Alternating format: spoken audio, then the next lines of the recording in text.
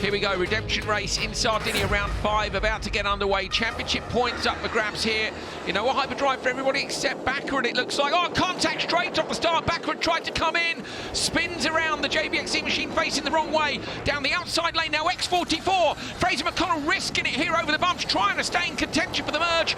Alongside him, Tanner Faust just gets there before him. So Tanner in the McLaren, who looks like he's got his door up. He has, the door's been off. So that may well be from that contact with Andreas Backward just off the start. Backward moving across as quick as he could, but the whole shot goes to Kevin Hansen for Veloce, sliding around when they've watered the track. Oh, now McConnell looks up the inside of Tanner Faust. Faust got sideways, but he can't quite get near enough. The Jamaican driver trying to find his way through. The door wasn't open, but it is open for Faust. Oh, there it goes! Door off Faust's car, it flies up in the air. That would be a distraction gone at least, but yeah, he won't be wanting anything coming in through it. What an absolutely unbelievable start. We've had such clean racing throughout the course this weekend so far, and of course we get through into the redemption race and you realise how competitive these drivers are. They put everything on the table, and it was Baccarat that unfortunately has lost out. Look at the exit speed McConnell got from waypoint number 2, really closing down on the McLaren. Finding a way through is not going to be so easy, and as I say that, he pitches up the inside. Little nudge into Faust. Well, the stewards may look at that and say that he's nudged him and gained an advantage, but we'll see. We'll let you know if it pops up on our screen or not. The rear clamshell bodywork hanging off the McLaren, that's gone too. So the door's gone, the rear bodywork's gone. There is a minimum weight on the cars, but what they do when bits of the cars have gone missing out on track, I have no idea. McLaren were underweight twice during free practice, so we know they're running a little bit close to the wire on weight, and losing that amount of bodywork, Nicky's definitely going to put them underweight. Into the switch zone now comes Kevin Hansen. He braked pretty early there for me. His gap was 4.3. Oh, Fraser McConnell all locked up, and he misses the entry point. So Tanner Faust gets in. McConnell now trying to slot back across, so he's missed the gap. Now he's got contact. You're on board with Scheider, who I think is pretty annoyed there and was shouting.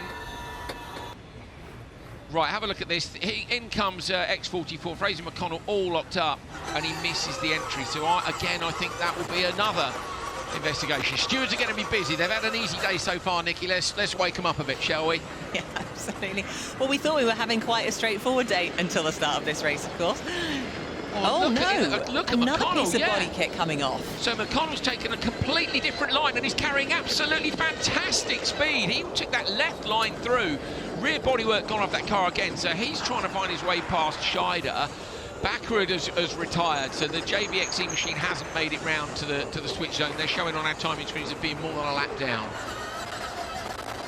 Coming up now, you can see the finish in the distance. Look how close they are. It's super close between them. Leah Block trying to find a way past Emma Gilmore. Molly Taylor going to take the redemption race for Veloce in the background. Leah Block is so close in behind Gilmore, can't quite get through. So Gilmore and Faust come P2. Leah Block and Timo Scheider get third in the redemption race for Carl Cox Motorsport.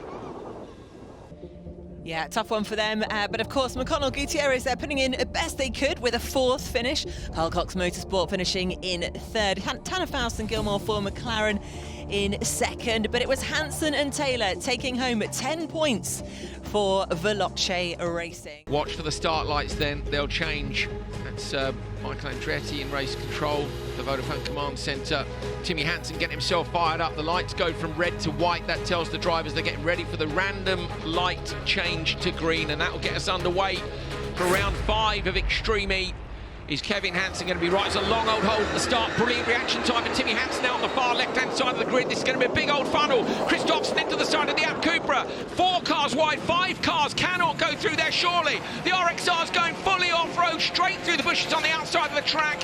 It's the Hummer EV Chip Ganassi racing machine of RJ Anderson that leads from Timmy Hansen, Sebastian Loeb for the App Cupra, and Matthias Ekstrom in P4. We didn't see what happened. We were in really tight on that first shot, and RXR's Christopherson is in the bushes before the first waypoint. Absolutely phenomenal start there. I never in a million years thought we'd see that. That is a single track lane, but we saw 3 car wide there. Yeah, unfortunately, obviously, RXR got pushed off-road, and it's not really possible to continue in the bushes. They're running in the background. He's got it out, Nicky. Excellent, that's what we like to see. Oh, Axiona Sainz and Matthias Ekstrom up the inside of Sebastian Loeb, going late on the brakes in very slippery conditions. Ekstrom making a great pass there on Sebastian Loeb. Runs the car a little bit deep on the exit, but somehow manages to find the traction. So Johan Kristoffersen was 7.7 seconds back. This will play into his hands if the others are racing each other. You can see actually on the Science and App Cupra getting right to puncture for App Cupra. That's why the rear left tyre is off the rim for Sebastian Loeb. So they're going to have to change that at the switch zone, and that's going to lose him a fair bit of time. So we can expect Kristoffersen to hunt him down really quickly. Here comes Kristoffersen now on board with Loeb. He'll have done this 100 times with a puncture. Johan's got to find a way through. I mean, I can't believe he's managing to hold on at that pace with a puncture, but he is Sebastian Loeb, 9-time World Rally Champion, so shouldn't have expected any less. No, if anyone can get it done, he can, can't he? So where is R.J. Anderson compared to Timmy Hansen? There's Timmy. You can see the dust roost just in front. Hansen runs a bit deep. Ekstrom closing in the gap on him. Meanwhile, in the background Kristoffersen's got past. So Johan Kristoffersen has got past Sebastian Loeb. R.J. Anderson leads at the end of the first lap. Carnage off the start. Can't wait to see a replay of it. They really tried, didn't they, all 5 of them, to get into lane 3. Like, they were like, we all want lane 3.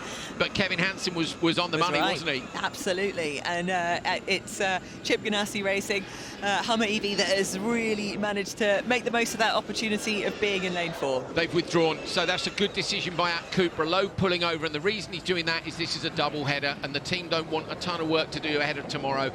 He'd have to do a whole nother lap before the switch zone and changing the tyre. So I'm pretty confident they'll call it quits there. I don't think he'll change the tyre and go back out. There's nothing to gain from it, other than maybe a crack at the Continental Traction Challenge, but I'm not convinced he would be allowed to change on lap 1 anyway, Nikki. So what a disappointment. Yeah. That's a real shame, but exactly the right thing to do when it is a double header. You know, there is only a limited amount of time to get the car back on track ready for tomorrow, and you don't want to gamble tomorrow's race as well. 3 seconds cover the top 3, 5 seconds cover the top 4, and that's after Kristoffersen went way off track. Look at this, the screen is absolutely filthy for Ekstrom. Couldn't see anything at all when we were on board. The wipers are kind of doing their best, but he may have used all his water by now. Kristoffersen, look, he's on the back of this pack after that off-track excursion. Here it is, looking at the 5-time World Rallycross champion, chasing down 1-time World Rallycross champion and DTM legend, of course, Ekstrom.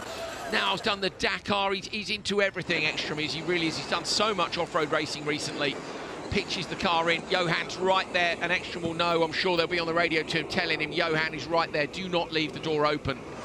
This is going to be great in terms of the championship title fight as well at the moment, because Chip Ganassi Hummer EV, they're 5th in the championship on 50 points, with RXR just 2 points ahead on 52. So if Chip Ganassi can take the win, that's really going to change things. Kristoffersen's got through, so Kristoffersen's got past Ekstrom. Ekstrom now trying to come back past him in the braking zone.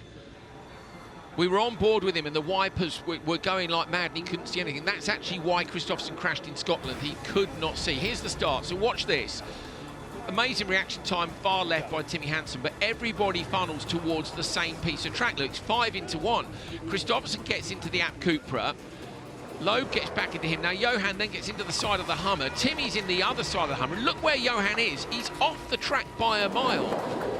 You're right on board with him now. So look, boom, over the bump on the left, boom again, over the grass, thank you, through the bushes, right the way to here. He must chuck it in reverse and get the... No, he doesn't, drive straight forward. 7 or 8 seconds back, and yet has come in P3 thanks to the retirement of the App Cupra. I wonder if they picked up that puncture with the contact at the start, Nikki. Yeah. Potentially. I wonder whether, because at Journey Signs, you know, predominantly we've seen whoever's in lane 1 go off and take that left route, but he didn't. He stuck by and was like, no, I'm going ahead too, which just suddenly shuffled everyone out of order. Here we go then, cars being released super close together. You see the Acciona Science machine coming right out behind the RXR car. Amanda Sorensen leaves the pits.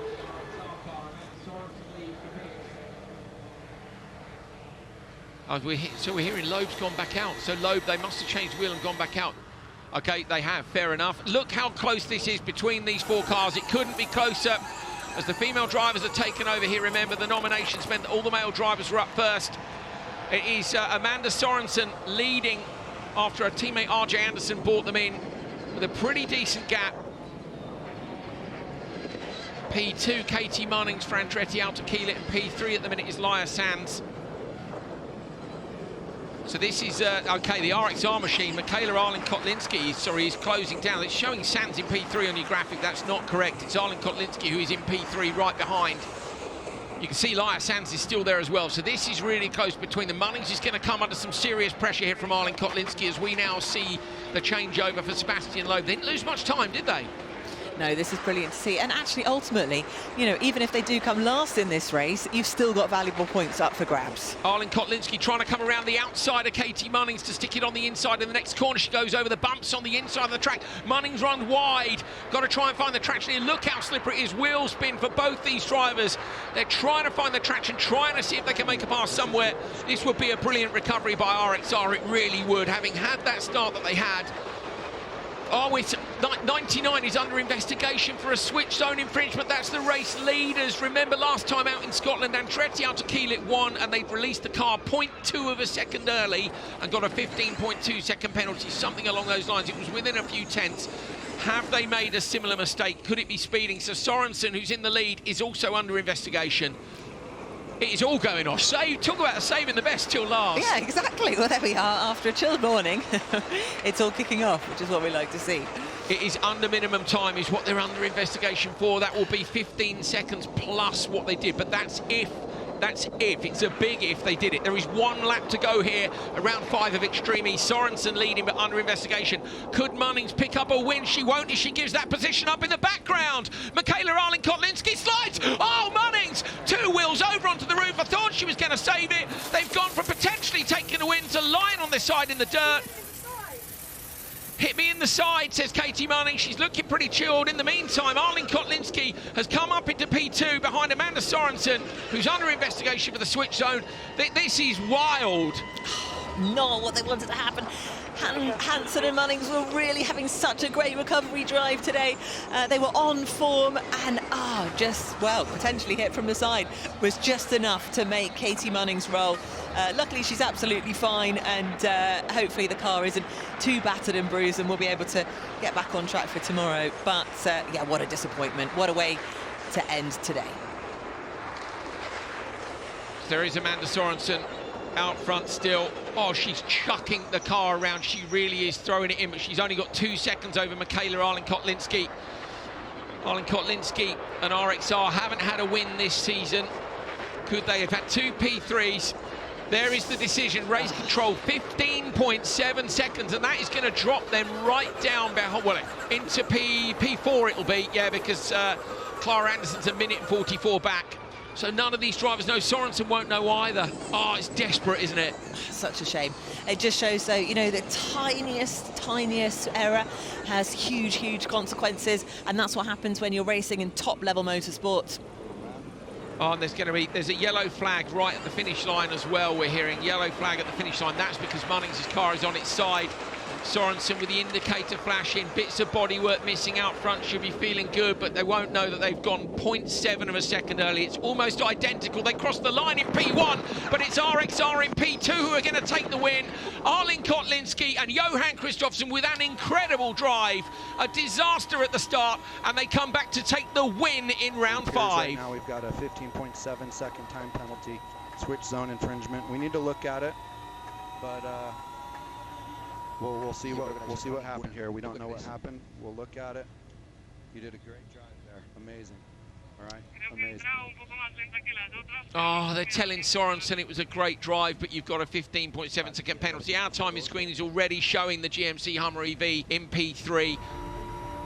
Okay, let's take a look at the provisional grand final results. Obviously, Hansen and Munnings there, a DNF for them after that roll.